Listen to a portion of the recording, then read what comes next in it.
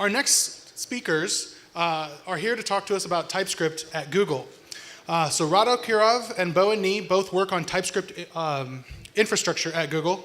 And they, of course, Google brings us tools such as Angular and others, and they're going to tell us all about what they do with TypeScript at Google. So ladies and gentlemen, please welcome Rado and Bowen to the stage. Hello. Hello, everyone. My name is Rado. This is Bowen. We're going to give this talk together. We'll switch kind of in the middle. So, TypeScript at Google. So yes, we work at Google. We're in the Mountain View office.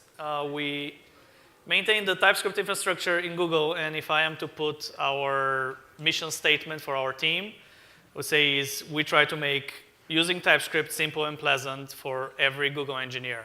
And Google does have a lot of engineers. Now, how do we get with this job? Like, how did this team get created? How do we end up doing this? Well, you heard from Anders this morning that Angular was one of the first or one of the major users of TypeScript all the way back in 2014, 2015. So our team is part of the larger Angular team. We report to the same manager. And we were part of this story, this transition of Angular to use TypeScript. And what you see here is the repository for Angular. At that time was called Angular 2. Now we call it just Angular. And in the summer of 2015, it was 100% TypeScript. So this was quite a while back, 3 years ago. We started using TypeScript in the open source early, and we were very, very happy with the capabilities that TypeScript gives us and the experience of using TypeScript in the open source. And in this point, we asked ourselves, why not bring this experience to our internal Google developers? And we spun off this team to try to support TypeScript development in Google, which turns out it's a little bit harder than just using TypeScript in the open source. Why is that? Well, Google does development a little bit differently than maybe some of the companies you are at. Google has this giant monorepo at this point. I think most people have heard about this. I think we heard about it before lunch. It's really giant. It's all the code for all the projects Google develops. They're all in the same repo. And all of that code is visible, searchable, modifiable, buildable, testable, and executable for every single engineer. So yes, I can go and build any front end in Google that I want to in my, on my development machine. It uses one single build system. That build system is Bazel. It's actually open source, so you can actually go and use it if you want a single build system for any language out there. And we use a single CI system, so all the tests run on the same continuous integration server. So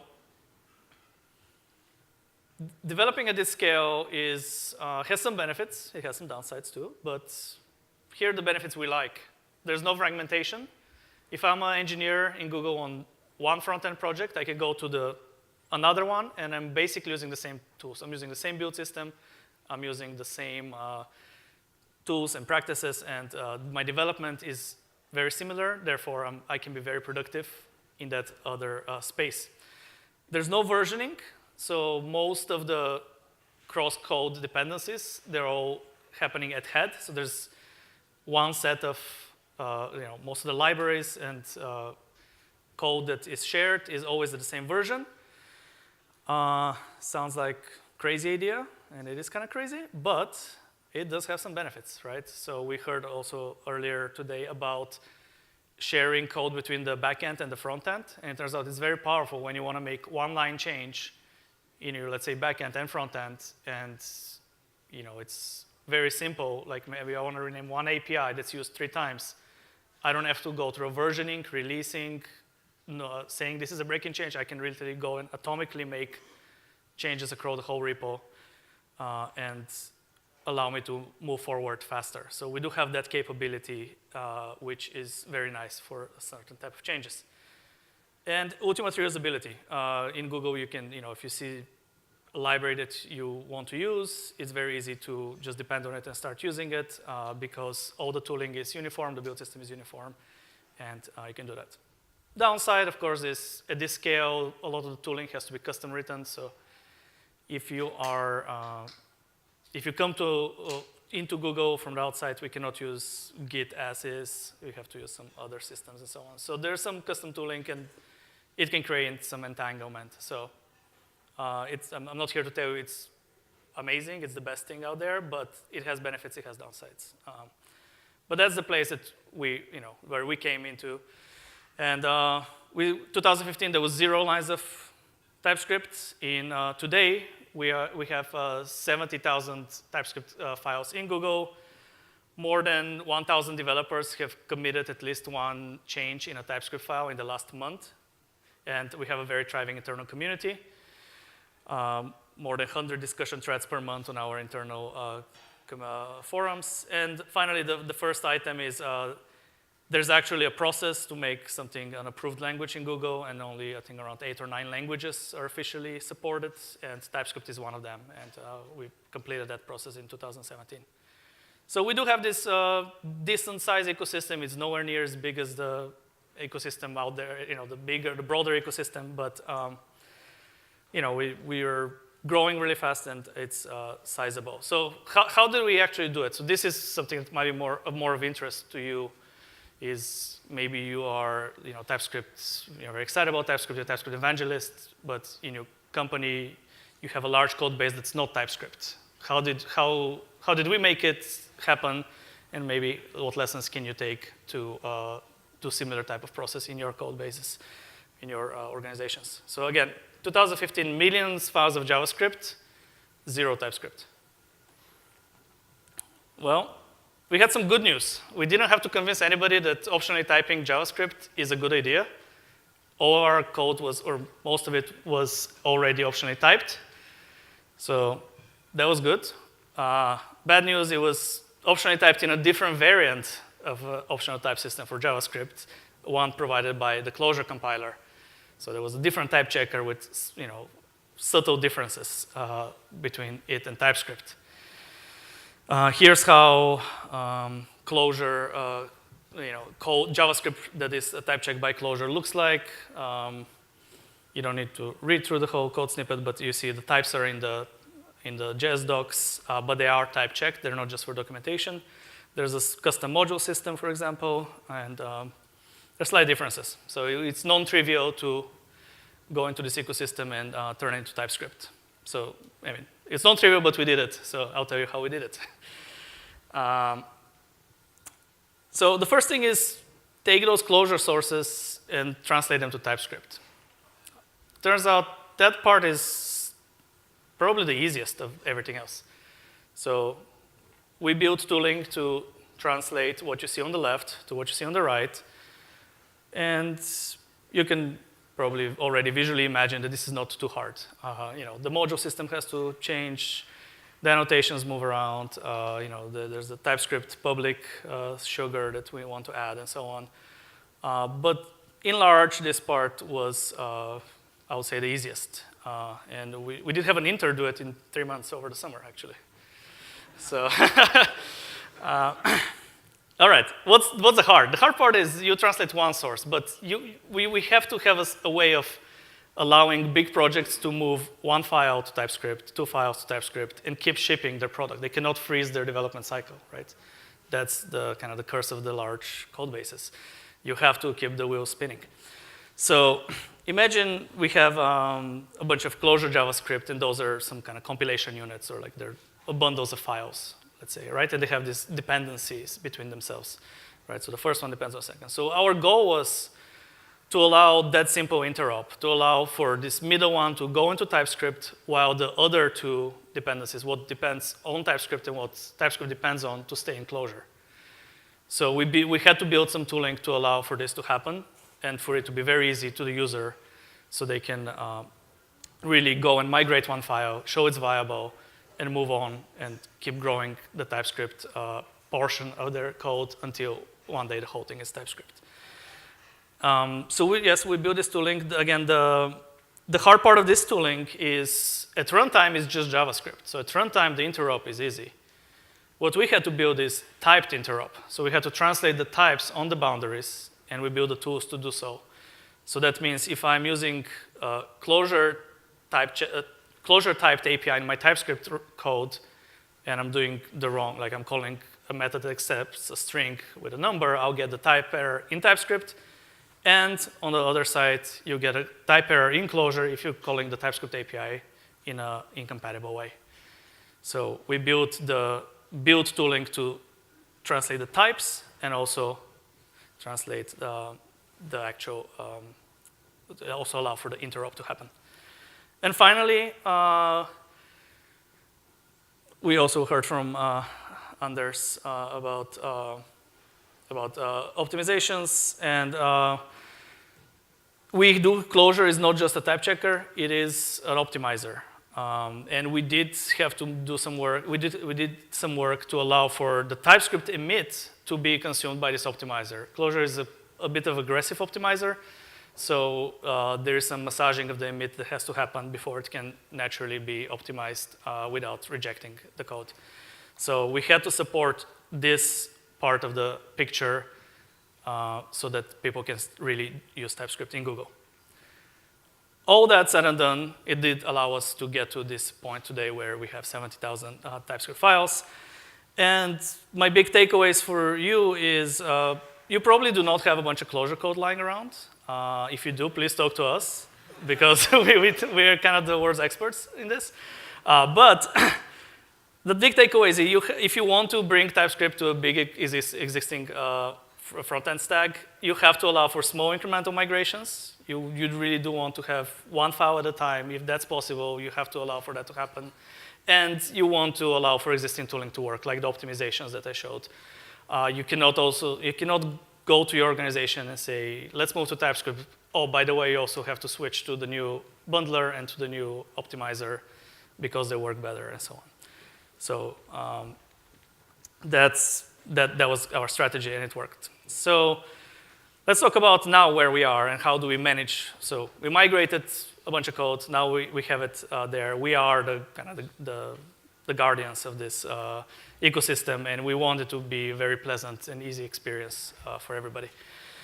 So unsurprising, in line with the kind of general philosophy of development in Google, we do have one single version of the compiler, right? We do not do versions, so everybody in Google uses one single version of the compiler at all times.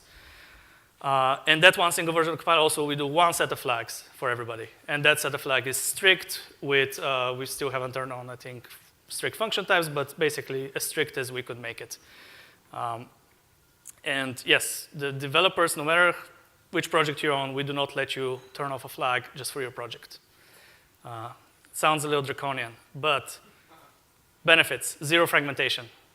Like 1,000 developers in Google, they all, when they want to talk to each other, whether, how does this work in TypeScript, they don't have to say, how does this work in TypeScript version 2.4 with this set of flags? No, they just say, how does this work in TypeScript? Because there's one version for all of them. That's what they see. And also the code, because it's visible and searchable, any code snippet you find, you paste it in your code base, and most likely will compile if you find it in another Google code base, because you're guaranteed that the same set of flags are turned on. If you do this in GitHub, you might not have such good success, because maybe the project you're copying from GitHub it doesn't have strict no checks turned on, right? So that could be a problem. So we do like those benefits. And again, there's a downside. The downside is somebody has to do the dirty job of upgrading this one version of the compiler. And guess who has to do that? Our team. So we've been doing it for a while. We've done it for every single minor version, from 1.4 to 2.6. So we do have the single build system in Google. Bazel gives us the ability to flip a flag somewhere, press a button, 2 hours later, we get all the compilation errors in all the code bases for all the TypeScript projects. And that's very powerful. And then we have to figure out a way to make those errors go away.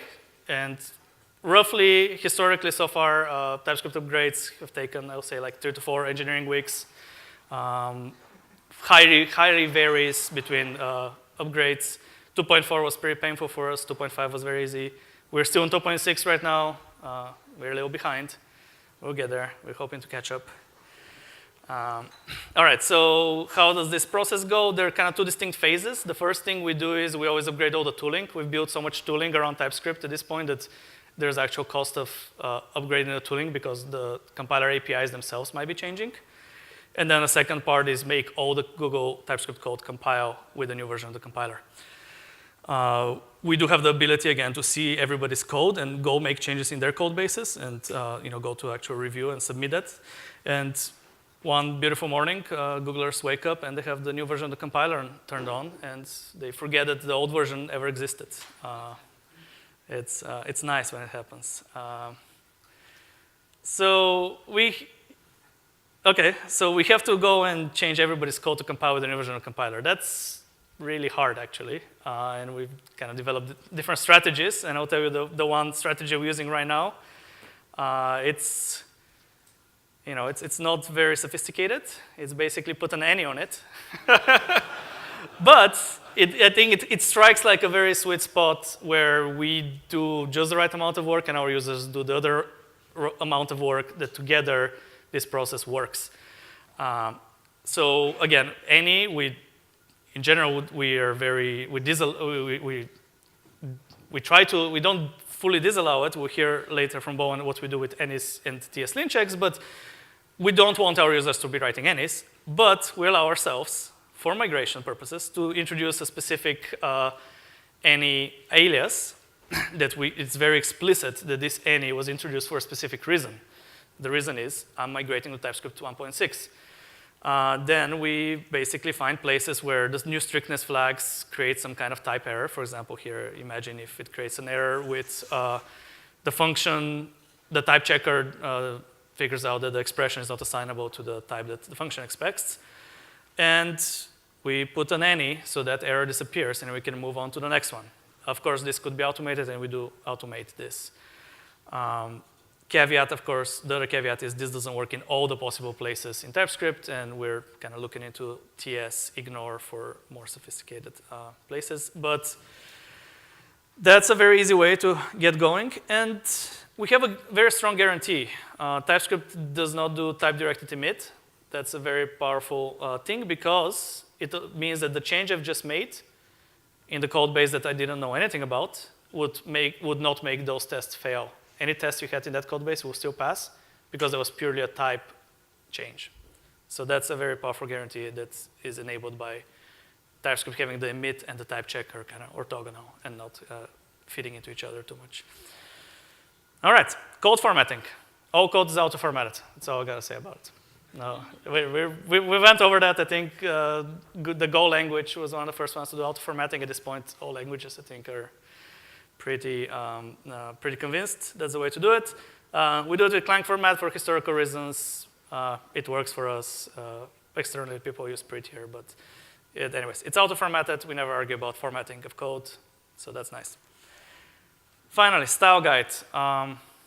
Also interesting. Style guide at this point, I think almost everybody knows and works. Like I think style guides are popular these days, and there are many style guides floating around.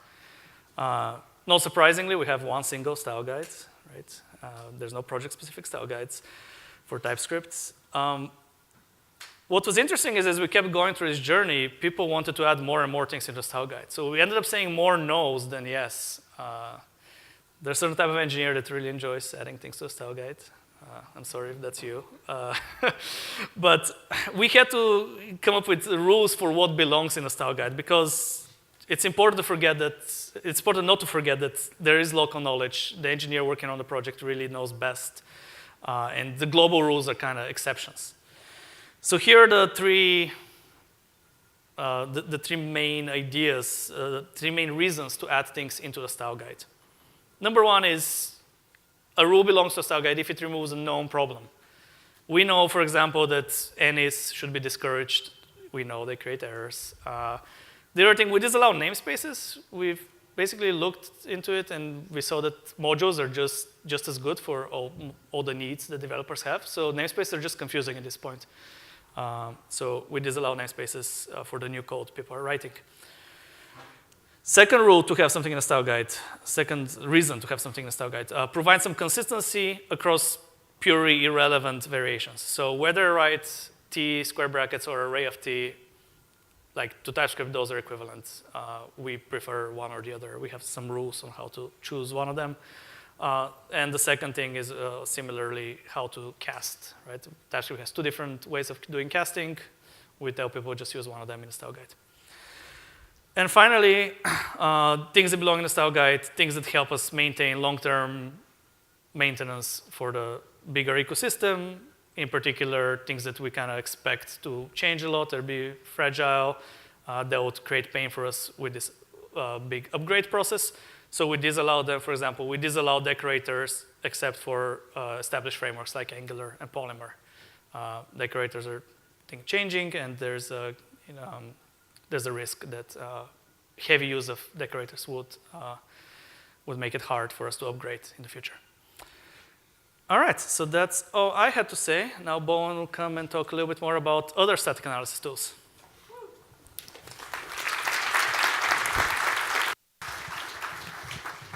Test. Hi. Hi everyone, I'm Bowen, also from the TypeScript team at Google. First time speaking at the conference, so bear with me for the next 15 minutes. In Google, we run a bunch of static analysis tools on TypeScript code. And the major ones are clam format, TSLint, and Hello? The major ones are clam format, TSLint, and CT. Clam format, I think Rado has already covered this earlier, so I'll just skip it. And TSLint is an open source TypeScript linter. Many Googlers have contributed bug fixes and options and features to that. For example, we added a -- fix option to TSLint that allows it to produce automatic fixes. And the main use case of TSLint is to enforce the TypeScript style guide at Google. So we run it right before code review, and it has saved us a lot of time during code reviews. Thank you. Different from TSLint, CC mostly checks for correctness and security and code health problems. And it's a plugin in the TypeScript compiler, so it produces compiler errors, and it runs a lot earlier than the linter. So we'll see the difference in a few examples.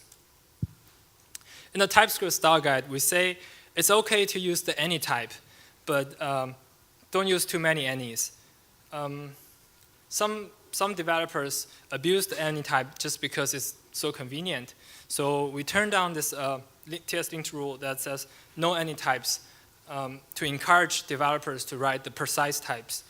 If you have a really good reason to use the any type, you can always document that reason and suppress the linter. Our TSLint setup does not block your code submission, so you can always suppress the linter and submit your code. There are some code patterns that compiles totally fine, but they have some performance or security or correctness problems, like I mentioned earlier. So for these use cases, we use TT. And again, let's see some code examples. Someone wrote this in their test. Promises are always truthy, so this test will pass all the time. The developer probably forgot to assign, probably wanted to use the result of the promise. The second example, there's a bug in this code. Did you find that? The developer probably forgot to assign array.filter, the result of array.filter to a variable. So array.filter itself has no side effects and doesn't change the input array. So if you see this kind of code, you're pretty much sure it's a bug. And this is Angular's DOM sanitizer. It has a bypass, security, trust, blah, blah, blah family of functions. So the security engineers at Google analyzed these APIs and decided that it's unsafe. So they wanted to ban the use across Google, but they didn't have a good way of doing that. And TSLint is apparently not the right tool to enforce this kind of ban. Here's another example. This is also always incorrect. So all of these patterns, TypeScript compiler doesn't produce any errors for all the other 4 examples. And our answer to these patterns is TT. It's a tool we added in a TypeScript compiler that allows us to produce new third-party checks in a standard TypeScript compiler. It's currently built into the Bazel TypeScript compiler, but it's also possible to, by the way, Bazel is open source, you can use it. And it's also possible to plug into any other TypeScript compilers. The design of CC was very much similar to TSLint. Basically, during the compilation, it traverses the ASTs of all the source files, and instead of producing linked warnings, it will produce TS diagnostics. There are a few benefits about this approach. First, the CC errors are compiler errors. And later, I'm going to talk about our compiler performance. To give you an idea, the median TypeScript compilation time at Google is around 800 milliseconds. So users will see the errors as soon as they save the code. Secondly, unlike linked warnings, CC errors are compiler errors and they cannot be suppressed. We don't want our developers to write code that has known security vulnerabilities and just suppress the linter and move on. So to enable, this whole CC thing is pretty new, and we sent out surveys to users who had their TS compilation broken by CC, and we asked them, we broke your compilation, do you like it? And the early feedback was very positive. 60% of the users say the error found by CC might have caused an impactful problem for them. And 21% of those users say this bug would not have been caught without CC. So we know late bugs cost more, and if you have a bug caught in production, that's probably expensive. So this 21% of the users already give us confidence on the CC tool. To enable a new CC check, we sometimes have to make large-scale code refactoring to make sure to fix the existing code first. So as Rado mentioned earlier, Google has a monolithic repo. Everything has only one version. And the good news is that we have no fragmentation in the code base. And the trade-off is that we sometimes have to make large-scale changes during a version upgrade or a migration to make sure we don't break the user code. So how do we do that? Pretty simple. We write a TSLint rule that produces automatic fixes, and then we start a MapReduce job to run the TSLint rule across the entire Google code base. It takes about 15 minutes. So here's an example. RxJS is a library for reactive programming using observables. And it's widely used inside Google, and we recently upgraded from RxJS v5 to 5.5. So this code is written in RxJS v5. Observables are prototype patched to support the operators. You can see filter, map, and scan are the operators. And the prototype patching relies on side effect imports. And the side effect imports modifies the observables globally and resulting fragile and non-tree shakable code. Here you can see that the import for the scan operator is actually missing. This code still works because probably far away in its transitive dependency, the scan operator is imported. And now if you remove that import or remove that dependency, this code suddenly breaks. So we wanted to have explicit imports and dependencies, and that's why we started the migration from RxJS v5 to 5.5. So on the right-hand side, you have the same code in RxJS 5.5. You can see that operators are properly imported and piped into the observables. We basically wrote a TSLint rule that converts the chained operators on the left-hand side and into the piped operators on the right-hand side. and also adds the corresponding import statements. We ran this TS-lint rule across Google, and that already migrated 98% of all the RxJS users to pipeable operators. And then we immediately removed RxJS v5 from the code base, so people start to get benefits from the new version, and no one's using the deprecated version. So that's how we do large-scale changes, and we have done this. We have used this strategy on more than 10,000 TypeScript files. Next, I'm going to talk about, as an infrastructure provider, we know a lot about our users, and we don't want to send a lot of surveys and ask for their feedback. We build systems to monitor things, and I'm going to show you 3 things. First, we have a very good understanding of all the compilation errors produced inside Google. As Rado mentioned earlier, we use Bazel as our build tool, and build logs are stored in a centralized storage system. So we added a subscriber in the build logs storage system to parse all the failed TypeScript compilations and store them into a table. So with that, we can answer many questions, such as finding the most frequent compilation errors inside Google. That is TS2304, happening 8,000 times every day. Followed by TS2339, 5,000 times every day. With this information, we can customize the error messages in the compiler, and we can print, for some of the most frequent errors, we can print some useful links to make those errors easier to understand and fix. For example, this TS2304, we customized our build tool. When it sees cannot find name something, let's say promise, it will find that dependency in Google code base, adds that dependency to our project, recompiles our code. So that means even though we have 8,000 failures every day, most of those broken builds are automatically fixed in the next run, just a couple of seconds later. So we're not too worried about that. So this is something we monitor when your compilation fails. When your compilation succeeds, we monitor the time spent, and we kept the performance good. Again, we use Bazel as our build tool, and Bazel uses incremental builds. Incremental builds are crucial to our compiler performance.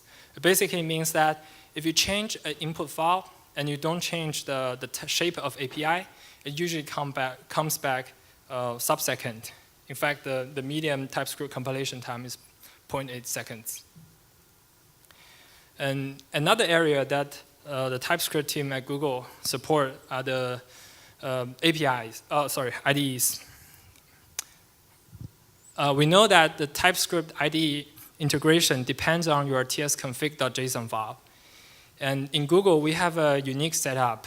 Our build tool Bazel analyzes your input source files and dependencies and generates a tsconfig.json file on the fly. So we have to monitor the correctness of the generated tsconfig.json file, and we monitor the overall performance of IDEs.